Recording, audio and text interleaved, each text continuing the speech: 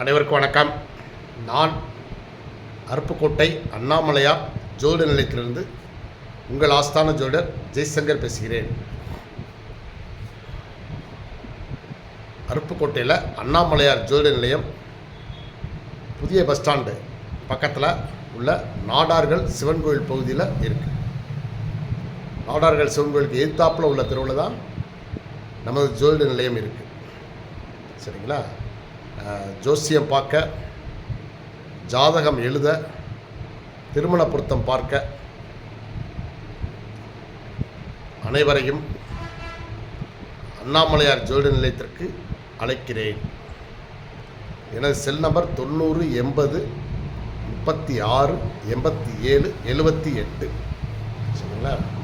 இன்றைக்கி நம்ம என்ன பார்க்க போகிறோம் அப்படின்னா, இப்போது எல்லாருடைய பிறப்பிலையும் பிறக்கும்போது ஜாதகம் நம்ம எழுதுகிறோம். எல்லாருடைய ஜாதகத்திலும் நம்ம ஏதாவது ஒரு கிரகத்துடைய தசாபுத்தியில் தான் நம்ம பிறந்திருப்போம். ஏன்னா கிரகங்கள் 24 மணி நேரம் இயங்கிக் கொண்டே இருக்கும். அப்போ நம்ம தாயின் கர்ப்பப்பையிலேருந்து நம்ம எப்போ பூமிக்கு வந்தாலும் கிரகங்கள் தன்னுடைய அந்த வேலை அவங்க எப்பயுமே செயல்பட்டு கொண்டே தான் இருக்கும். அப்போ அது எந்த கிரகம் எந்த இடத்தில் நின்றது அப்படிங்கிறத உங்கள் ஜாதகம். அதான் உங்கள் தலையெழுத்தே, உங்கள் ஜாதகம் தான் தலையெழுத்து. சரிங்களா? அப்போ பிறக்கும்போதே ஒரு மனிதன் ஏதாவது ஒரு கிரகத்துடைய தசாபுத்தியில் தான் பிறந்திருப்பான். இந்த தசா புத்திகள், இந்த திசைகள் அந்த மனிதன் பிறப்பிற்கான கர்ம பதிவுகளை கொண்டது. ஒவ்வொருத்தருக்கும் ஒவ்வொரு வித்தியாசமாக இருக்கும். ஏன்னு கேட்டிங்கன்னா 9 நவகிரகங்கள், 12 ராசி கட்டங்கள், 27 நட்சத்திரங்கள். இந்த 27 நட்சத்திரங்கள் வழியாக இந்த கிரகங்கள் பயணம் செஞ்சு கொண்டே இருக்கும். அப்போ நட்சத்திரம், எந்த நட்சத்திரத்தில் எந்த கிரகம் நின்றது, அந்த நட்சத்திரத்தின் அதிபதியோடைய அந்த திசை தான் உங்களுக்கு நடக்கும். பெரும்பாலும் அந்த நீங்கள் பிறக்கும்போது எந்த நட்சத்திரத்தில் பிறந்தீங்களோ அதில் சந்திரன் பயணம் செய்வார். ஸோ அதனால தான் அது உங்களுக்கு ராசி. ஆனால் அந்த நட்சத்திரத்துடைய அதிபதி கிரகம் தான் உங்களுக்கு திசை நடத்தும். ஸோ அதனால் 9 நவகிரகங்கள், ஒவ்வொரு கிரகங்களுக்கும் அந்த திசை ஆண்டுகள் இருக்கு.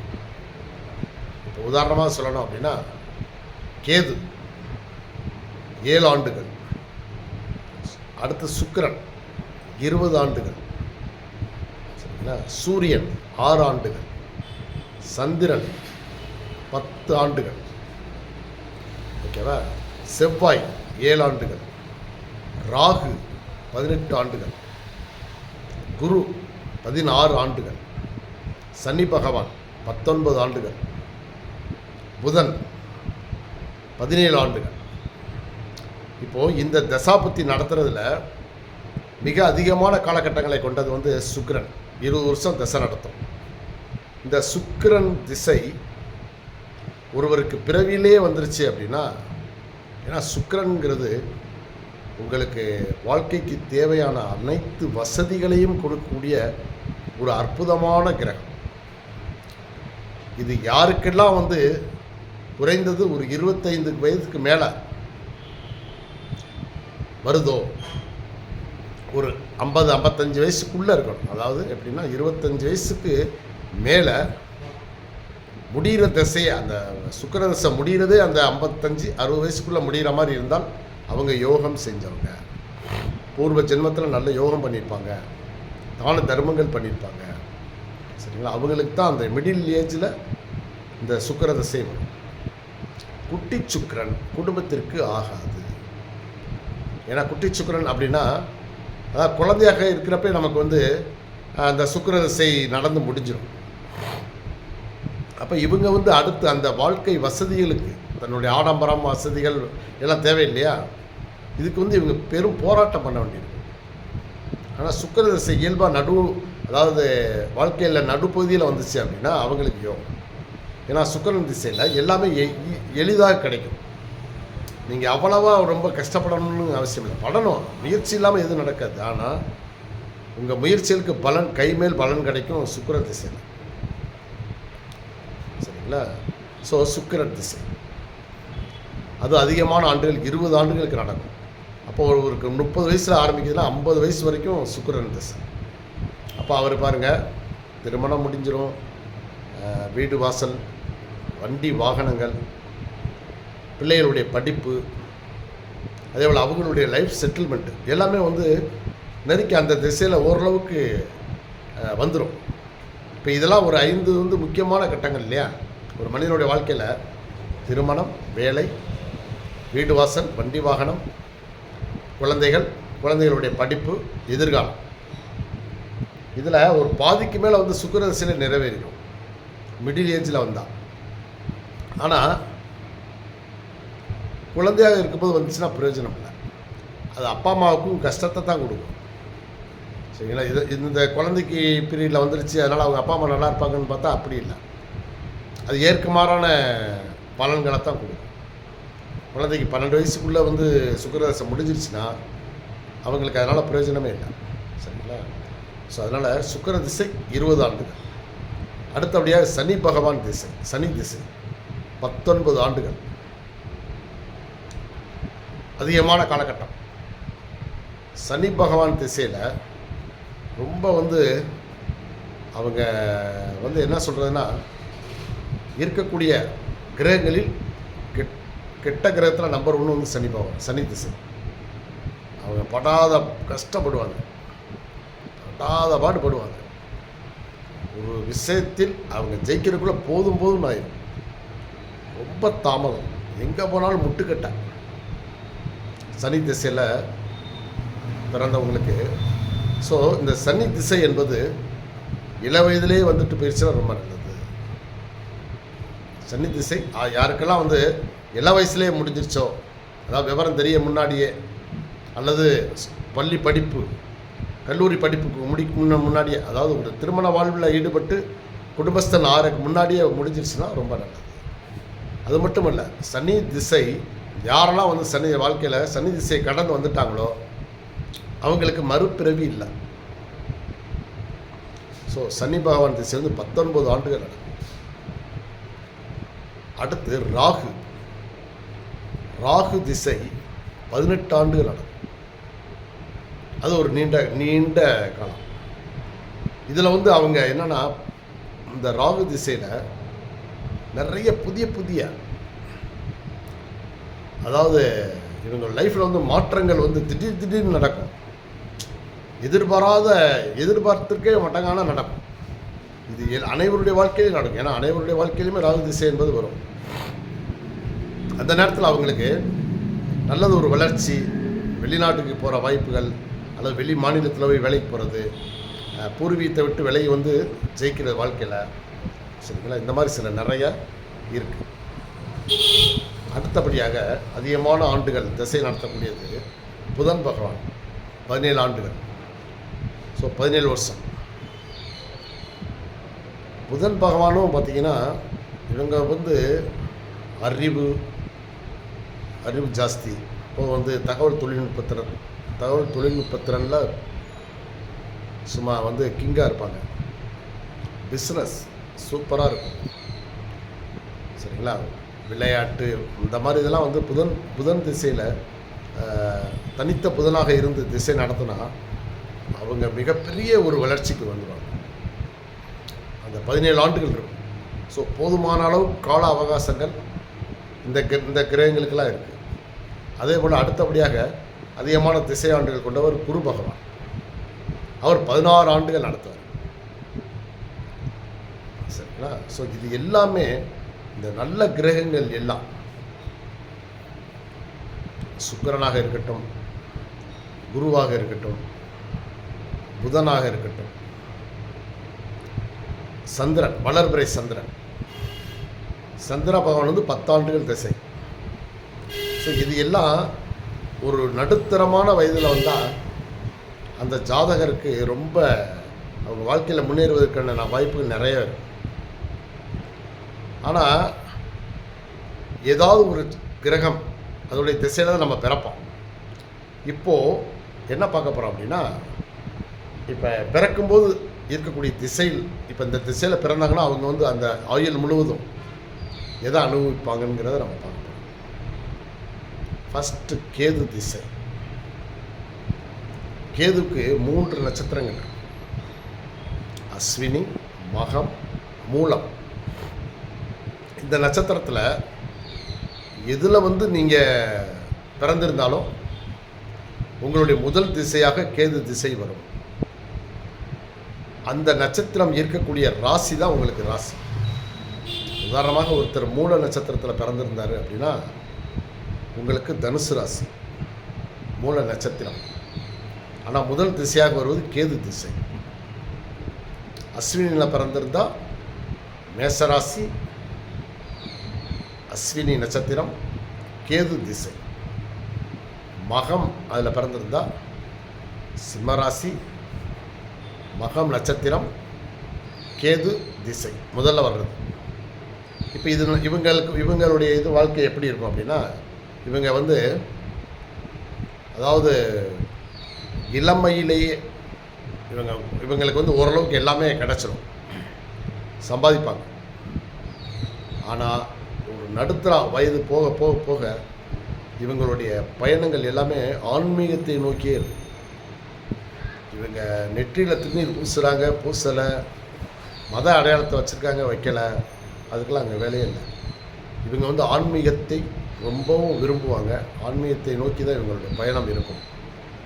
புனித யாத்திரைகள், கோயில்களுக்கு யாத்திரைகள் நிறையா போவாங்க. சரிங்களா? பற்றற்ற நிலைக்கு வருவாங்க.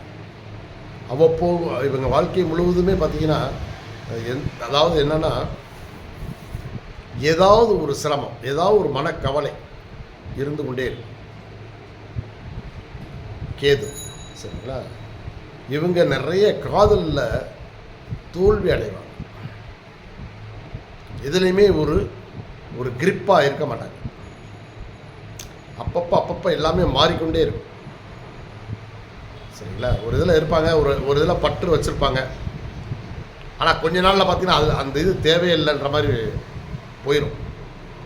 அதாவது இந்த நரி வந்து திராட்சை பழத்தை தவி பார்த்துட்டு சிச்சி இந்த பழம் புளிக்கும்னு ஓடிச்சு இல்லையா, அந்த மாதிரி கதை தான் இவங்களுக்கு இருக்கு. சரி, அடுத்தபடியாக சுக்கிரன் பரணி நட்சத்திரம். சுக்கிரனுடைய நட்சத்திரங்கள் வந்து பரணி, பூரம், பூராடம்.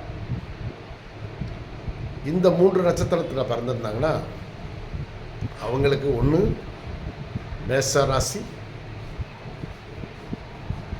சிம்மராசி, தனுசு. இவங்களுக்கும் தனுசு. சரிங்களா? ஆனால் இவங்களுடைய அந்த கேதுல பிறந்தவங்க ஒரு டைப்பாக இருப்பாங்க. சுக்கிரன் நட்சத்திரத்தில் பிறந்தவங்க சுக்கிர திசை முதல்ல ஓடும் இல்லையா?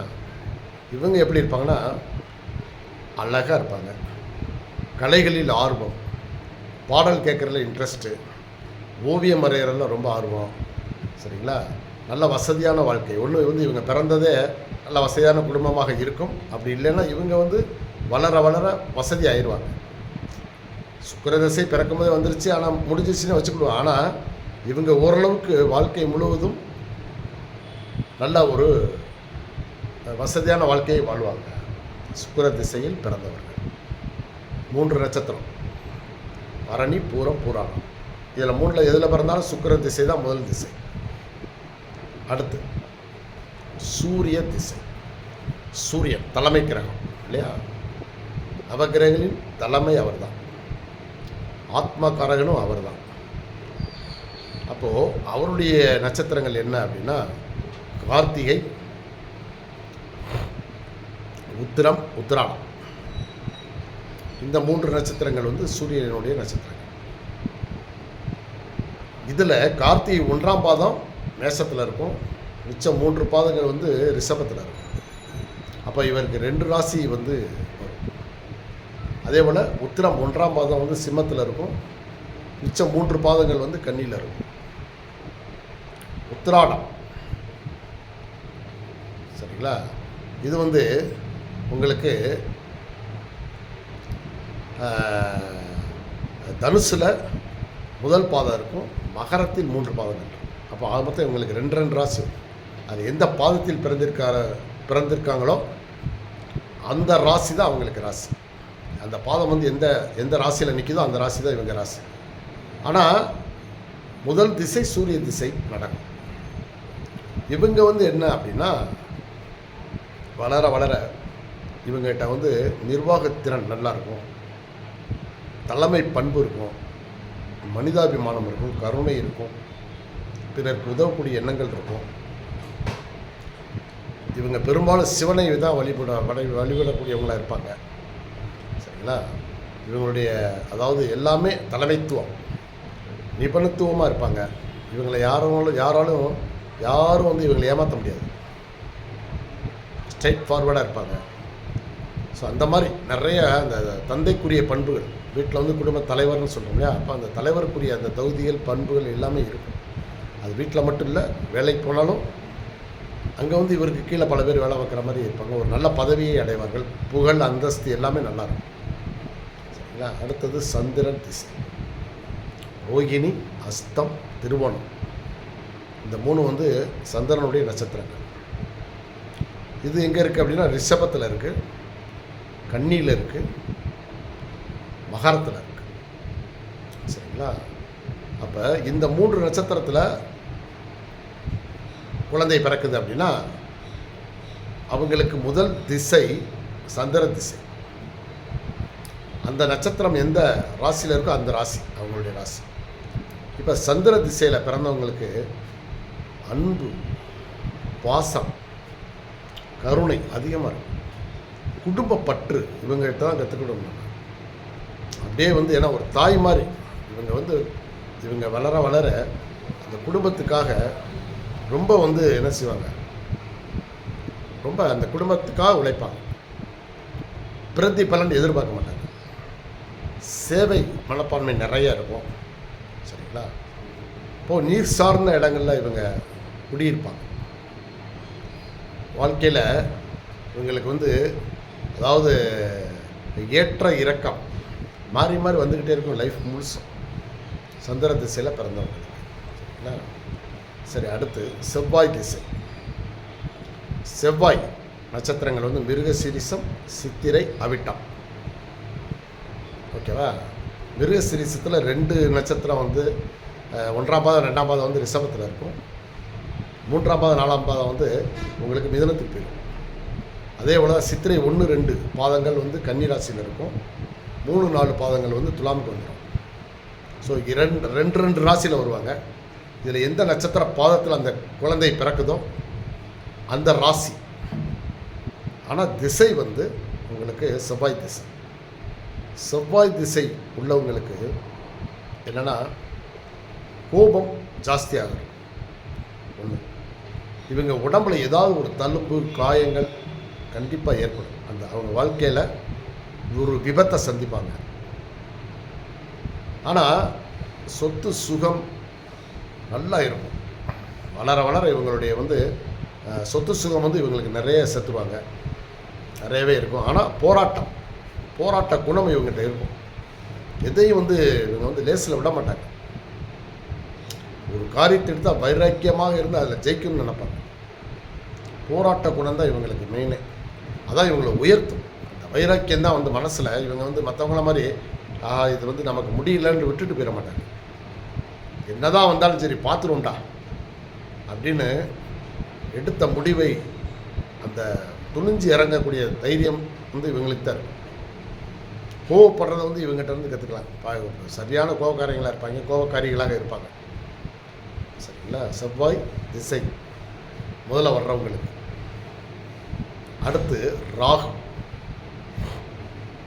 ராகு திசை வந்தாங்கன்னா இவங்களுக்கு வந்து பார்த்திங்கன்னா புதுமையான பல அனுபவங்கள் கிடைக்கும். புதுமையான அனுபவங்கள் அது மட்டும் இல்லை, வெளிநாட்டு தொடர்புகள் கிடைக்க வாய்ப்பு உண்டு. திடீர்னு இவங்களுக்கு வந்து நிறைய பணம், புகழ் திடீர்னு அமையும். சரிங்களா? இவங்க தேடி போகாமையே இவங்களுக்கு ராகு திசை, ஏன்னா 18 வருஷம் ராகு திசையில் நல்ல முன்னேற்றங்கள் கிடைக்கும். சரிங்களா? ஆனால் ராகு மாதிரி கொடுப்பார் இல்லை. ராகு மட்டும் நல்லா அமைஞ்சிக்கிடுச்சு அப்படின்னா அவங்க வாழ்க்கையில் மிகப்பெரிய இடத்துக்கு வந்துடுவாங்க. சரிங்களா? அடுத்து குரு. குரு பற்றி சொல்ல வேண்டியதில்லை. பணம், புகழ், அந்தஸ்து, கௌரவம், மதிப்பு, ஆன்மீகம், இவங்கெல்லாம் அவங்க வாழ்க்கையில் அனைத்தையுமே அடைவாங்க. பூர்வ புண்ணியங்கள்லாம் இவங்களுக்கு கிடைக்கும், நிறையவே கிடைக்கும். சரிங்களா? ஸோ அதனால் இவங்க குரு திசையில் வர்றவங்க கிட்டத்தட்ட ஒரு குருமார்கள் மேலே ரொம்ப பாசமாக இருப்பாங்க, மதிப்பாக இருப்பாங்க, தான தர்மங்கள் செய்கிறதுல வல்லவர்களாக இருப்பாங்க. கல்விக்கு பெரும்பாலும் கல்வி சார்ந்த துறைகளில் இருப்பாங்க. ஆசிரியர்களாகவோ அல்லது கல்வி தாளாளராகவோ பள்ளிக்கூடங்கள் நடத்துகிறவங்களாகவோ இந்த மாதிரிலாம் இருப்பாங்க. கல்லூரிகள் நடத்துகிறவங்க, பெரிய பெரிய நிறுவனங்கள், வங்கிகளில் இவங்களுக்கு நிறைய லாக்கரில் நிறைய பணம், நகை, குரு இருந்தால் பெரும் பணம் கிடைக்கும். சரிங்களா? குருவின் நட்சத்திரங்கள் புனர்பூசம், விசாகம், பூரட்டாதி. சரிங்களா? ஆமாம். ராகுவின் நட்சத்திரங்கள் திருவாதிரை, சுவாதி, சதை. இது எல்லாமே அவங்க பிறக்கும்போது வேறு வேறு ராசிகள் தான் இருந்தாலும் பிறக்கும்போது அந்த நட்சத்திரம் எந்த ராசியில் இருக்கோ அந்த ராசி தான் அவங்களுக்கு. ஓகேவா? சரி, அடுத்தபடியாக குருக்கு அடுத்து சனி பகவான். சனியின் நட்சத்திரங்கள் உங்களுக்கு பூசம், அனுசம், உத்திரட்டாதி. அப்போது பூசம் கடகத்தில் இருக்கு, அனுசம் விருச்சிகத்தில் இருக்கு, உத்திரட்டாதி மீனத்தில் இருக்கு. சரிங்களா? அப்போது உங்களுக்கு பாருங்கள், சனி பகவானுடைய இதில் இவங்களுடைய என்னென்னா ஆரம்பத்திலே இவங்க சனி திசையை கடந்துருவாங்க. இவங்களுக்கு மறுபிறப்பில்லைன்னு நம்ம சொல்லிட்டோம். இருந்தாலும் சனி அவர் கொடுக்கக்கூடிய இந்த சனி திசையில் பிறந்தவங்களுக்கு வாழ்நாள் முழுவதும் அவங்க போராட்டமாக தான் இருக்கும் வாழ்க்கை. இந்த திசை வந்தாலும் சரித்தான். ஏன்னா இவங்க முற்பிறவியில் செய்த அந்த பாவங்களை கழிப்பதற்கான கர்மா தான் இந்த பிறவி அவங்களுக்கு. ஸோ அதனால் உங்களுக்கு அந்த கர்மா பலன்கள் நீங்கள் அனுபவிச்சு தான். ஆனால் இந்த ஜென்மத்தில் நீங்கள் நல்லது செய்யணும். இப்போ நீங்கள் சனி பகவானுடைய அந்த கடுமை குறையணும் அப்படின்னா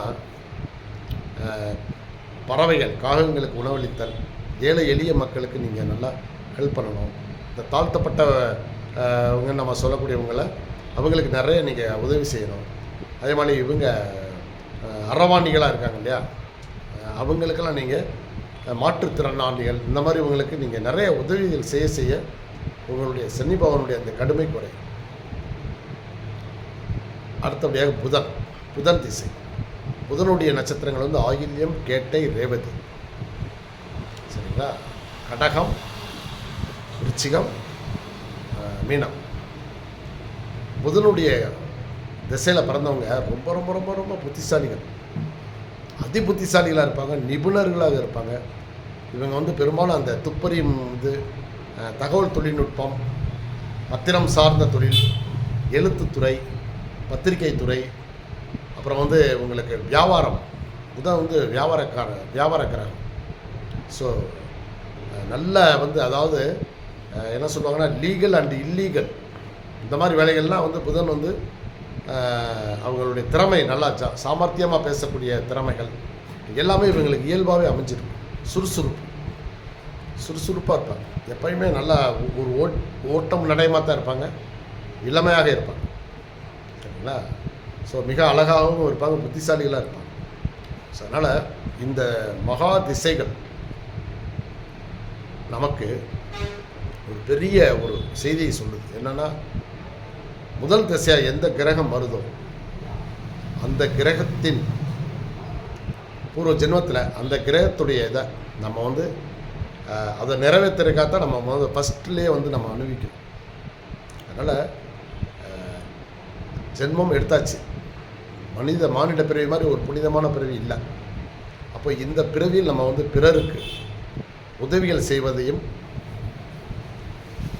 பல நன்மைகள் செய்வதையும், சமுதாயத்திற்கு நன்மை செய்யவும், நாட்டுக்கு நல்லது செய்வதையும் குறிக்கோளாக கொண்டு செயல்பட்டோம்னா எல்லா கிரகங்களுமே உங்களுக்கு நல்ல அனுகூலமான பலன்களை கொடுக்கும் என்று சொல்லி விடைபெறுகிறேன். வணக்கம்.